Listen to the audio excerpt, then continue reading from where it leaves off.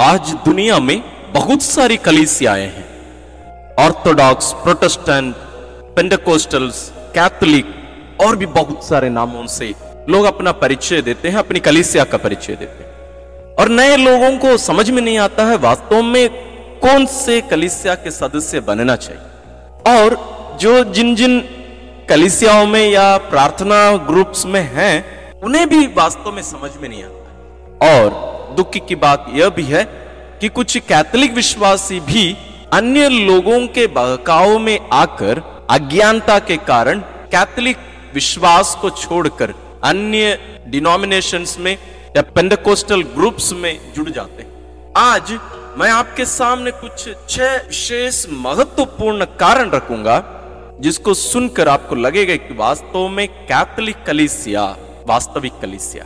यदि आप कोई नॉन कैथोलिक भी होंगे, मतलब गैर कैथोलिक हैं, तो मैं ये नहीं कहना चाहूंगा कि आपको कैथोलिक इसमें ही आना है इसलिए इसको सुनिए, बल्कि कम से कम कुछ जानकारी आप रख लीजिए। इसलिए भी आप पूरा इस वीडियो को सुनने की कोशिश करिएगा। हमारे एक कलीसिया के सदस्य होने के बहुत सारे कारण हो सकते हैं, लेकिन मैं आज आपके सामने मेरे एक कैथोलिक होने का क्या क्या कारण है इनकी एक सूची आपके सामने रखना चाहूंगा। कुछ 6 कारण। उसके पहले मैं एक लंबी सूची आपके सामने रखना चाहूंगा। वास्तव में इन कारणों से मैं एक कैथोलिक नहीं हूं। वास्तव में वे भी एक महत्वपूर्ण कारण है। बहुत सारे अच्छे कारण मैं आपके सामने रखूंगा, आप वास्तव में सोच में पड़ जाए। तो मैं पहले जो सूची दे रहा हूं, मैं इन कारणों से कैथोलिक नहीं हूं। तो चलिए शुरू करते हैं। मैं संत पिता के कारण एक कैथोलिक नहीं हूं। संत पिता मतलब पोप, जो वेटिकन शहर में रहते हैं, उनके कारण मैं नहीं। वो वेटिकन शहर या देश भी कहते हैं, वास्तव में मैं उनके कारण एक कैथोलिक नहीं। मैं कोई धर्माध्यक्ष या महाधर्माध्यक्ष या कोई कार्डिनल्स के कारण मैं कैथोलिक नहीं, जो कि ये सब परंपरागत प्रभु यीशु के 12 प्रेरितों के उत्तराधिकारी और संत पिता संत पेत्रुस के उत्तराधिकारी, 12 प्रेरितों के जो प्रमुख थे, जो लीडर थे, उनके उत्तराधिकारी, और सभी धर्माध्यक्ष, महाधर्माध्यक्ष, कार्डिनल्स, ये सब अन्य जो प्रेरित हैं उन सब के उत्तराधिकारी। मैं इनके कारण भी कैथोलिक नहीं। मैं जो पुरोहित हैं, उपयाजक हैं और धर्मसंगी, जो सिस्टर लोग कलीसिया में रहकर लोगों की सेवा करते हैं, जैसे संत मदर तेरेसा रही, और भी आज आप दुनिया में देख सकते हैं निस्वार्थ रूप से लोग इस दुनिया में रहकर सेवा कर रहे हैं, उनके कारण भी मैं कैथोलिक नहीं हूं। जरूर ये सब बहुत प्रेरित करते हैं हमें, और मैं उन निस्वार्थ मिशनरियों के कारण भी मैं कैथोलिक नहीं, जो अपने जीवन का मूल्य त्याग कर, जीवन का मोह त्याग कर, जहां वास्तव में कोई गवर्नमेंट अधिकारी या अन्य लोग पहुंचना ही नहीं चाहते हैं, वहां रिस्क लेकर अपने जीवन को भी कुर्बान करने के लिए तैयार होकर वहां गरीब, लाचार, बेसहारे लोगों के बीच में पहुंचते हैं, उनके कारण भी मैं कैथोलिक नहीं। मैं उन मठवासियों के कारण भी कैथोलिक नहीं हूं, जो पूरे दुनिया को त्याग कर अपने आप को एक कमरे में बंद करके वहां ईश्वर के बारे में मनन चिंतन करके पूरी दुनिया के लिए प्रार्थना करते हुए अपना जीवन बिताते हैं। वास्तव में ऐसे लोग हैं इस दुनिया में। मैं उनके कारण भी कैथोलिक नहीं। मैं उन विश्वासियों के कारण कैथोलिक नहीं हूं जो निस्वार्थ रूप से लोगों की सेवा करते हैं समाज में रहकर, उनके कारण भी मैं कैथोलिक नहीं। मैं कैथोलिक जो समुदाय है, जो सबसे लंबा एक इंस्टीट्यूशन है, वास्तव लगभग 2000 साल पुराना, मैं उसके कारण भी मैं एक कैथोलिक नहीं। मैं उन निस्वार्थ संस्थानों के कारण भी मैं कैथोलिक नहीं हूं जो बेसहारे लोगों की सेवा करते हैं, उनके कारण भी मैं एक कैथोलिक नहीं। मैं इसलिए भी एक कैथोलिक नहीं हूं कि हमारे पूजन पद्धति में, हमारी प्रार्थनाओं में एकदम बहुत सुंदर म्यूजिक, गाने गाए जाते हैं, उसके कारण भी मैं कैथोलिक नहीं। और मैं उस इतिहास के कारण भी या उन महान कार्यों के कारण भी कैथोलिक नहीं हूं जिसके द्वारा इस दुनिया के बड़े बड़े सभ्यता का निर्माण कैथोलिक कलीसिया ने किया। हमारे भारत देश में भी बहुत सारी भाषाओं का व्याकरण कलीसिया के लोगों ने लिखा। ये मिशनरी लोगों ने हमारे भारत देश के भी बहुत सारे भाषाओं के व्याकरण लिखे। आप हिंदी को लीजिए, तमिल लीजिए, मलयालम लीजिए, और भी जितने भी हमारे भारत में जो बड़े बड़े भाषाएं हैं, उन सब का व्याकरण वास्तव में मिशनरी लोगों ने लिखी। और जो सभ्यता प्रारंभ किया गया था बहुत सारे जगहों पर, ना केवल भारत देश की बात कर रहा हूं, विश्व भर में, उन सब का नींव, उन सब का कारण मिशनरी लोग थे। और मैं उस कारण से भी एक कैथोलिक नहीं हूं। मैं उन महान एकदम बहुत सुंदर जो चर्चेस हैं, बसलिकास हैं, आप देखकर वैसे ही रह जाएंगे। ऐसे ही सुंदर सुंदर चर्चेस, मैं कह रहा हूं जो बिल्डिंग होते हैं, जो गिरजाघर होते हैं, उनके बारे में बात कर रहा हूं। उस कारण भी मैं कैथोलिक नहीं हूं। तो आप अब ये मुझसे ये पूछेंगे तो ये सब भी तो बहुत अच्छे अच्छे कारण हैं, तो इनके कारण आप कैथोलिक नहीं हैं, तो कैथोलिक किस लिए हैं आप? तो आइए हम शुरू करते हैं। मैं अब से वो 6 कारण आपके सामने रखूंगा क्यों मैं वास्तव में कैथोलिक। इसके साथ मैं एक बात और भी जोड़ना चाहूंगा। मैंने भी बहुत सारे गैर कैथोलिक लोगों के साथ उनका जो विश्वास का कारण है उस पर भी मैंने अध्ययन करने की कोशिश की। जरूर बहुत सारी बातें बहुत अच्छी लगती, लेकिन वो पर्याप्त नहीं। तो फिर मैं क्यों एक कैथोलिक? तो आइए शुरू करते हैं। पहला कारण क्यों मैं एक कैथोलिक, क्योंकि ये ऐसा एक ही चर्च है, एक ही कलीसिया है जिसका निर्माण स्वयं प्रभु यीशु ने किया है। ये प्रभु यीशु के द्वारा निर्मित स्थापित एक ही कलीसिया, कैथोलिक कलीसिया। और यहां मैं आप लोगों के सामने एक बात ये रखना चाहूंगा, क्योंकि बीच बीच में कुछ हमारे भाई बहन लोग कमेंट्स में लिखते हैं रोमन कैथोलिक चर्च। मैं रोमन कैथोलिक चर्च की बात नहीं कर रहा हूं, मैं कैथोलिक चर्च की बात कर रहा हूं। दोनों कैसे अंदर है, फर्क है, दोनों वास्तव में एक है कि नहीं? वास्तव में दोनों एक नहीं है। कैथोलिक कलीसिया के अंतर्गत लगभग अभी 24 चर्चेस हैं, उनमें से रोमन कैथोलिक चर्च एक है। इसके बारे में आपको पूरी जानकारी और चाहिए तो मैं भविष्य में इसके बारे में आपको अलग से वीडियो बनाकर मैं जो जानकारी है मैं आपके साथ शेयर करूंगा। तो हमें इस बात पर ध्यान देने की जरूरत है, ये जो कलीसिया है ये प्रभु यीशु द्वारा स्थापित कलीसिया है। आप अन्य जितने भी डिनोमिनेशन से आप जाइए, पता लगा लीजिए, आपको वहां कोई ना कोई मानव स्थापक वहां आपको मिलेंगे, एक फाउंडर मिलेंगे आपको। आज दुनिया में पेंटेकोस्टल चर्चेस ये घास की तरह, मशरूम की तरह फैलते जा रहे हैं। नए नए हर दिन, हर सप्ताह, हर महीना नया नया नाम लेकर दुनिया में फैलते जा रहे हैं। उन सब का एक मानव स्रोत आप पता लगा लीजिए। यदि आप कोई नॉन कैथोलिक डिनोमिनेशंस में हैं, आप पता लगाइए, उसका इतिहास आपको पता चल जाएगा। अब प्रोटेस्टेंट चर्चेस का जो नींव रखे थे श्री मार्टिन लूथर और उनके साथी लोग अन्य अन्य देशों में भी, वे उनके स्थापक हैं। पवित्र आत्मा नहीं है, ना ईश्वर है, वो मानव स्रोत है उसका, वो निर्माता मनुष्य है। लेकिन कैथोलिक कलीसिया ऐसी एकलौती कलीसिया है जिसका निर्माता, जिसका निर्माण करने वाला, जिसका स्रोत स्वयं प्रभु यीशु क्रिस्त है। इसलिए मैं एक कैथोलिक। जरूर कैथोलिक कलीसिया में बहुत सारी बुराइयां भी, बहुत सारी कमजोरियां हैं, बहुत सारी चुनौतियों का सामना कलीसिया हर दिन करती है, कोई समस्या नहीं। कारण क्या है? क्योंकि इसका निर्माण, इसका जो नींव है स्वयं प्रभु यीशु क्रिस्त। इन चुनौतियों का सामना करने की शक्ति स्वयं प्रभु यीशु देते रहते हैं। आप कलीसिया के इतिहास के पन्नों को पलट कर देखिए, जरूर बहुत सारे उतल पुतलों का सामना करते हुए कलीसिया यहां तक पहुंची। आने वाले आगे की जो बातें हैं उसमें आप और भी गहराई से इस बात को समझें। कारण नंबर 2, ये जो कैथोलिक कलीसिया है इसका एक स्वभाव है ना। इसके स्वभाव के यदि हम देखें, इसमें मुख्य 4 हमें स्वभाव देखने को मिलेंगे। सबसे पहला है एक कैथोलिक कलीसिया, जैसे मैं पहले आपको बताया हूं, इस कैथोलिक कलीसिया के अंतर्गत आज के डेट में 24 चर्चेस हैं। उनमें से एक रोमन कैथोलिक है और 2 और कैथोलिक चर्चेस हमारे भारत देश में है, सीरो मलबार और सीरो मलंगरा। अन्य और 21 चर्चेस है, कोई छोटा है, कोई बड़ा है। तो इस कैथोलिक चर्च का 4 गुण हम देख सकते हैं या स्वभाव देख सकते हैं, नेचर हम कह सकते हैं। सबसे पहला है कलीसिया एक ही कलीसिया। भिन्नताएं पूजन पद्धति में हमें देखने को मिलेंगे, मतलब जो मिस्सा बलिदान चढ़ाने की जो प्रक्रिया होती है या उसके अंतर्गत की जो बातें होती हैं, विश्वास एक ही है, लेकिन उसको प्रकट करने की जो तरीका है वो अलग अलग होता है। उसी को ही हम पूजन पद्धति कहते हैं।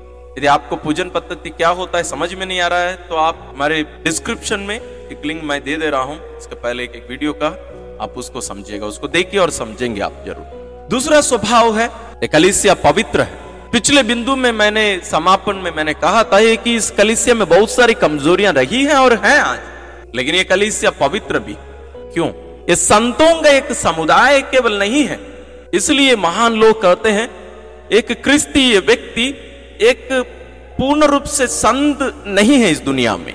अंग्रेजी में कहते हैं सेंट्स इन मेकिंग। जरूर वे पापी हैं, लेकिन वो एक प्रोसेस में है, प्रक्रिया में है, एक प्रोसेस जारी है। किस चीज की? उनका संत बनने की जो प्रक्रिया।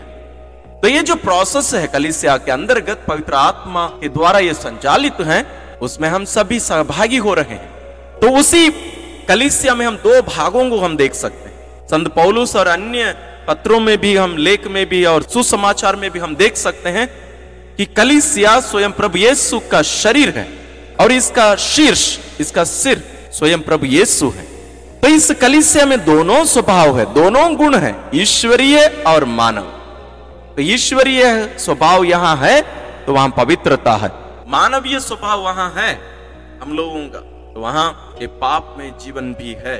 लेकिन जैसे मैंने कहा, वो जो प्रक्रिया है हमारा परिवर्तित करने की, जो प्रक्रिया ईश्वर के द्वारा चलाई जा रही है, उस प्रक्रिया में जब हम सहभागी होते हैं, धीरे धीरे धीरे धीरे हम पवित्र बनते जाते हैं। ये एक दिन में होने वाली एक प्रक्रिया नहीं, एक कार्य नहीं। तो कलीसिया पवित्र है क्योंकि कलीसिया वास्तव में स्वयं प्रभु यीशु क्रिस्त। कारण नंबर 3, कलीसिया कैथोलिक मतलब विश्वव्यापी। कैथोलिक शब्द का अर्थ ही विश्वव्यापी होता है। आप दुनिया के कोई भी देश में जाइए, कोई भी कोने में जाइए, आप वहां जाकर अपना बपतिस्मा का सर्टिफिकेट दे दीजिए एक चर्च से, आप वहां के सदस्य बन जाएंगे। और ऐसे होना भी है। आप अपने एक पल्ली छोड़कर दूसरे एक जगह जाकर रहने लगे हैं, मान लीजिए आप जब 6 महीने का वहां रह जाते हैं तो आप उस पल्ली के निरंतर सदस्य बन जाते हैं। एक कलीसिया के जो नियमावली है उसके अनुसार आप गरीब हैं, लाचार हैं बोल के आप कोई बहुत बड़े एक पल्ली में आप चले गए, वहां उन लोग नहीं कहेंगे नहीं नहीं तुम गरीब हो, आप इस पल्ली के सदस्य नहीं बन सकते। नहीं, दुनिया के कोई भी कोने में हम चले जाएं, वहां हम उस कलीसिया के हम सदस्य, वहां उस क्षेत्र के उस स्थानीय लोगों के साथ हम उस कलीसिया का अनुभव हम करेंगे। साथ ही वो जो पूजन पद्धति की जो विधि होती सामान्य रूप से वो एक ही रहता है। मतलब जैसे मैंने कहा था कि 24 चर्चेस हैं कैथोलिक कलीसिया के अंतर्गत। जैसे मैं एक रोमन कैथोलिक, तो मैं विश्व भर में जो रोमन कैथोलिक चर्चेस है, मैं इसमें कोई भी कोने में चले जाऊं, भले वहां की भाषा अलग हो, लेकिन वो जो पूजन विधि है यानी मिस्सा बलिदान की जो प्रार्थनाएं हैं वो भाषा अलग है, लेकिन हर चीज वैसे ही रहेगा। चौथा कारण है कैथोलिक कलीसिया प्रेरित। ये वास्तव में सबसे महत्वपूर्ण बात। जैसे प्रभु यीशु स्वयं इस कलीसिया की स्थापना किए, वे अपने 12 शिष्यों को यह आदेश दिए कि वे जाकर सुसमाचार सुनाए और लोगों को शिष्य बनाए।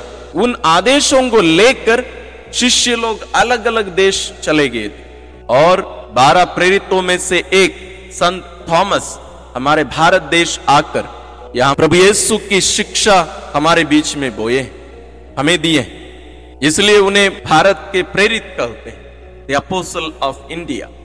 तो आज आप तक जो विश्वास पहुंचा है, हम तक जो विश्वास पहुंचा है, ये आज हमें दिया गया विश्वास नहीं है। इस विश्वास का स्रोत 2000 साल पहले आप वहां तक पहुंच सकते हैं। जैसे मान लीजिए एक धागा यहां तक हम तक पहुंचा है, अब इस धागा को पकड़ पकड़ कर आप आखिर तक जाएंगे, वो प्रभु यीशु के हाथ में जाके रुकेगा, प्रभु यीशु के हाथ में जाके रुकेगा।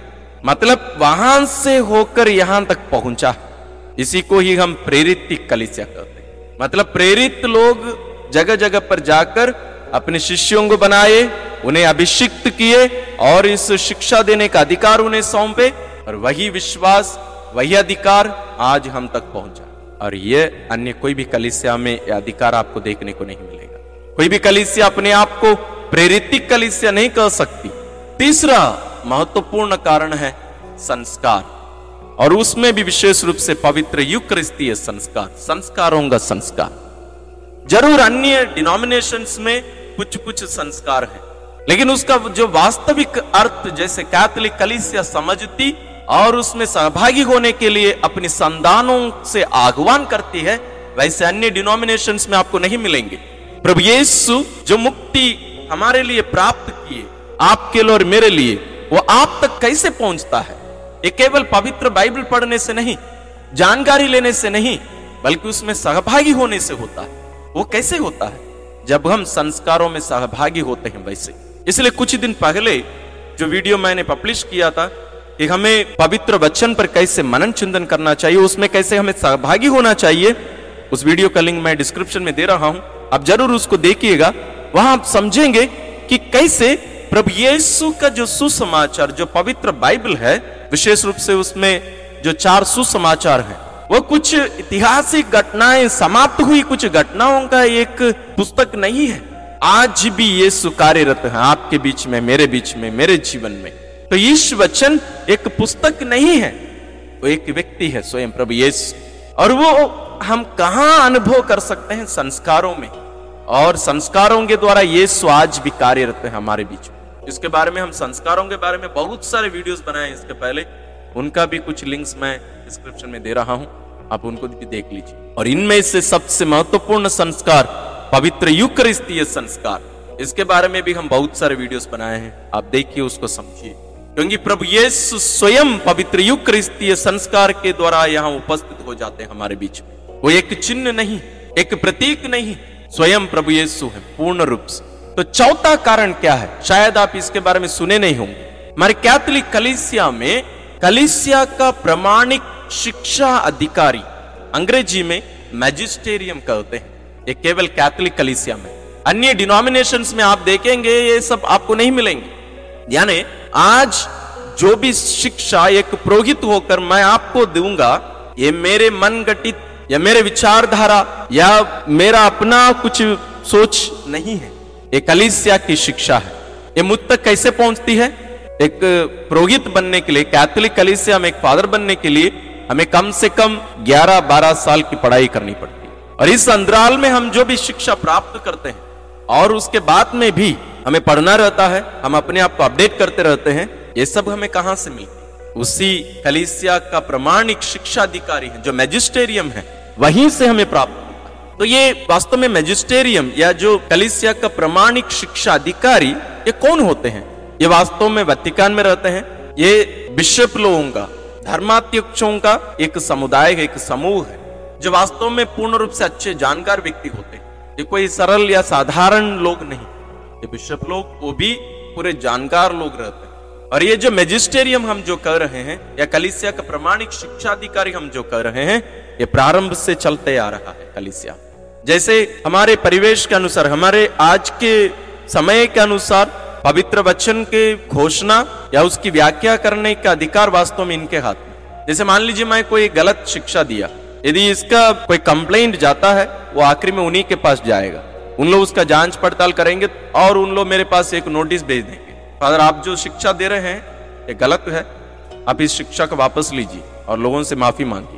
यदि मैं ऐसे नहीं करता, मैं कहता नहीं, मैं जो बातें मैंने कही है वही सही है, मैं और इसी में ही बने रहूंगा, मैं ऐसे ही शिक्षा दूंगा, तो उन लोग मुझे कलीसिया से निकाल देंगे, मुझे एक्सकम्युनिकेट कर देंगे, कहेंगे कि ये कलीसिया की शिक्षा नहीं है।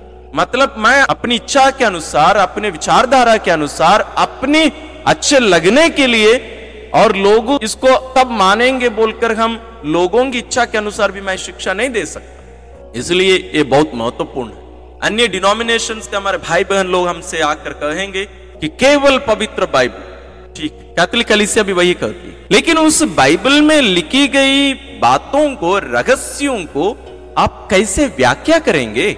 आज के परिवेश के अनुसार लोगों को आप कैसे शिक्षा देंगे, कैसे समझाएंगे और कैसे कहेंगे कि यही सही है? हम 100 लोग रहेंगे तो हम 100 प्रकार की शिक्षा लोगों को देंगे, लेकिन आज तक 2000 साल बाद में भी जो कलीसिया की शिक्षा आज तक सही रूप में हम तक पहुंची है, तो उसका कारण मैजिस्टेरियम। तो कलीसिया में जो अधिकार रहता है वो केवल मैजिस्टेरियम नहीं है, ये 3 बातें रहती है। सबसे पहला है पवित्र बाइबल जरूर, उसके साथ पवित्र परंपरा। परंपरा बोलने से हम लोग जो सोचते हैं वैसे नहीं, इसके बारे में हम आने वाले दिनों में और मनन करेंगे। और तीसरा है ये मैजिस्टेरियम, यानी कलीसिया का प्रमाणिक शिक्षा अधिकारी। ये तीनों मिलकर, ये तीनों बातों को एक साथ लेकर ये जो अधिकार है उसका प्रयोग किया जाता है। और 5वां कारण है ईश्वर की मां मरियम, संतगण, और स्वर्गदूतों के मध्यस्थ प्रार्थना के कारण मैं एक कैथोलिक। हमारे बहुत सारे गैर कैथोलिक विश्वासी इस बात को स्वीकार नहीं करेंगे, लेकिन वास्तव में मेरे कैथोलिक होने का एक कारण है। मैं विश्वास करता हूं कि जब मैं मां मरियम के पास जाकर उनसे प्रार्थना मांगता हूं, उनसे कहता हूं मां मेरे लिए इस निवेदन तेरे पुत्र के पास, पिता ईश्वर के पास, पवित्र आत्मा के पास रखना, तो जरूर वो रखती है और उनकी मध्यस्थता के द्वारा हमारी मांगें पूरी होती है। मेरी केवल नहीं, यदि आप वेलांगनी नहीं गए हैं, वेलांगनी बोलने से तमिलनाडु में एक जगह आप गूगल करके भी देख सकते हैं, उस जगह के बारे में हम हमारे चैनल में एक वीडियो भी बनाए हैं, आप उसको भी देख सकते हैं। वहां आप देखेंगे वहां 50% से ज्यादा लोग गैर कैथोलिक रहते हैं और उनमें भी बहुत सारे लोग गैर ईसाई रहते हैं। मुसलमान लोग भी बहुत सारे आते हैं। आप कभी मौका मिलेगा तो जाके देखिए। वहां एक बहुत बड़ा बिल्डिंग केवल साक्षी के लिए रखा गया है कि कैसे लोग मां मरियम का नाम लेकर उनके मध्यस्थता के द्वारा ईश्वर से प्रार्थना किया और ईश्वर मां मरियम की मध्यस्थता के कारण उन लोगों की प्रार्थना ईश्वर सुने और उसको पूरा किए। उतना वेलांगनी तक जाने की जरूरत नहीं है। मैं जिस पल्ली में हूं, यहां भी एक छोटी सी एक जगह है, वहां इतने सारे चमत्कार हुए हैं, अभी भी बहुत सारे चमत्कार हो रहे हैं। ना केवल बीमार लोग बीमारियों से छुटकारा पाते हैं, निस्संतान दंपतियों को भी वहां से संतान मिली, उसका मैं स्वयं साक्षी हूं, लोग साक्षी हैं। डॉक्टर सीधा सीधा बोल दिए कि संभव नहीं है इसका मां बनने का, लेकिन हम देखते हैं उन्हीं लोग, वही बहन आज मां बन गई। कहीं एक दो परिवार ऐसे टूट गए थे कि ये कभी मां नहीं बन सकती, वो बहन जाकर मां मरियम से गिड़गिड़ाकर मां मरियम के द्वारा ईश्वर से प्रार्थना की और वहां हम देखते हैं कि वो मां बन गई। कैसे संभव है? मध्यस्थ प्रार्थना। हम मनुष्यों के पास, जो इस दुनिया में हम जिनको देख सकते हैं, हम उनके पास जाकर प्रार्थना मांग सकते हैं, मेरे लिए प्रार्थना करिए। और उन्हीं लोग कहते हैं कि हमारा एक ही मध्यस्थ है, स्वयं प्रभु यीशु ख्रिस्त। जरूर, लेकिन आप दूसरे मनुष्यों के लिए कैसे प्रार्थना कर सकते हैं फिर? और आप दूसरों से कैसे प्रार्थना मांग सकते हैं? यदि मैं दूसरों के लिए प्रार्थना कर सकता हूं और दूसरों से प्रार्थना मांग सकता हूं, तो मैं कैसे धन्य कुंवारी मरियम जो कि ईश्वर की मां है, उनसे मैं कैसे प्रार्थना नहीं मांगूंगा? और अन्य संत लोग जो आज स्वर्ग में हैं ईश्वर के सानिध्य में, मैं उनसे प्रार्थना कैसे नहीं मांगूंगा? मैं मांगता हूं और उनके द्वारा मेरी प्रार्थना सुनी भी जाती है, इसलिए भी मैं एक कैथोलिक। आप इस बात को समझ नहीं पा रहे हैं, तो आप इसके पहले हम एक वीडियो बनाए हैं संतों के बारे में, आप उसको नहीं देखे हैं तो उसका भी लिंक हम डिस्क्रिप्शन में दे रहे हैं, आप जरूर देखिए, उस बात को जरूर समझिएगा। केवल जो बातें आप दूसरों से सुने हैं उसी को ही सच मत मानिए। मैं भी नहीं कह रहा हूं कि मैं जो कह रहा हूं उसी को ही आपको सच मानना है। आप परखिए, विचार करिए, प्रार्थना के साथ आप मनन करिए, ईश्वर से मांगिए, आप सही राह पर चलेंगे। तो छठवां कारण है, आखिरी कारण है, मैं कैथोलिक कलीसिया का सदस्य इसलिए हूं क्योंकि इसमें पापों का क्षमा मिलता है और संतों की सहभागिता है, और मैं पुनरुत्थान और अनंत जीवन में भी विश्वास करता हूं। तो इसमें 4 बातें मैंने बताया। पहला, पापों की क्षमा। प्रभु यीशु संत पेतरुस को यह अधिकार दिए, तुम पापों का क्षमा कर सकते हो। जिनके पाप तुम क्षमा करोगे उनके पाप क्षमा कर दिए जाएंगे। कलीसिया वही कार्य कर रही। प्रभु यीशु के नाम पर हमें पाप क्षमा मिलता है। वही बात मैं कुछ समय पहले भी बताया था, संस्कारों के बारे में जब मैं बात किया था। दूसरी बात यहां हम देखें, संतों की सहभागिता, यानी धर्मियों की सहभागिता। हम जो भी शब्द आप प्रयोग करना चाहते हैं, इसी के बारे में पिछले बिंदु में हमने मनन किया। न केवल उनकी मध्यस्थता बल्कि उनकी सहभागिता, उनके साथ मुझे एक सहभागिता है, एक अधिकार है। मरने के बाद केवल नहीं, आज भी वो अधिकार मुझे प्राप्त है, आपको अधिकार प्राप्त है। और यह अधिकार एक कैथोलिक विश्वासी होने के कारण मुझे मिला, इसलिए मैं एक कैथोलिक। मुझे खुशी है, मुझे आनंद है कि मैं एक कैथोलिक विश्वासी होने के कारण मैं यहां इस धरती में रहते हुए ही मैं स्वर्ग में रहने वाले संतों के साथ उनके सहभागी हूं। आज भी वे न केवल मेरे लिए मध्यस्थ प्रार्थना करते हैं, बल्कि मुझे जीने का एक कारण, एक रास्ता दिखाते, वे मुझे मार्गदर्शन देते हैं। और मैं इसलिए कैथोलिक हूं क्योंकि मैं पुनरुत्थान में विश्वास करता हूं और अनंत जीवन में विश्वास करता हूं। इसकी घोषणा हम हर बार, हर दिन हम करते रहते हैं। तो ये रहे 6 कारण। वास्तव में हम हजारों कारण गिन सकते हैं क्यों मैं एक कैथोलिक हूं, लेकिन एक 6 कारण मैं आपके सामने रखा हूं। आप भी विचार विमर्श करिए, सोच विचार करिए, और आप क्यों एक कैथोलिक हैं, यदि आप कैथोलिक हैं तो। और यदि आप कैथोलिक नहीं हैं, क्यों आप कैथोलिक विश्वास को स्वीकार नहीं कर पा रहे हैं, उसका भी आप कारण कमेंट्स में डाल सकते। हम उन सभी कमेंट्स को पढ़ेंगे और हम भी सीखेंगे। आप सबों को ईश्वर आशीर्वाद देते रहे।